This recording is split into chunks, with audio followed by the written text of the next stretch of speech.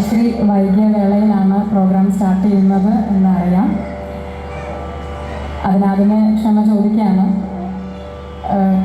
മുന്നേ ഉണ്ടായിരുന്ന കുറച്ച് പ്രോഗ്രാംസിന് ചെറിയ ചെറിയ ഡിലേസാണ്. പക്ഷേ നിങ്ങളെല്ലാവരും ആ ഒരു ഈ ഒരു വൈകിയ വേളയിൽ ഞങ്ങളോടൊപ്പം സഹകരിച്ചതിൽ താങ്ക് യു സോ മച്ച്.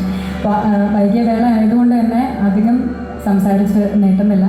സംഗീതം പാട്ടിൻ്റെ ഇടയിൽ നമുക്ക് കുറച്ച് സംസാരിച്ച് ഇൻട്രാക്ട് ചെയ്തൊക്കെ പോകാമെന്നാണ് വിചാരിക്കുന്നത്.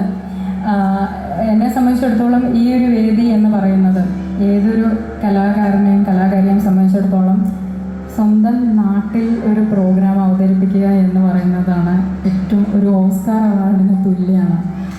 അപ്പോൾ ദൈവാനുഗ്രഹം കൊണ്ട് ഞാൻ ദേവൂർ തപ്പൻ്റെ ഒരു വലിയ ആരാധികയാണ്, ഒരു വലിയ ഭക്തയാണ്.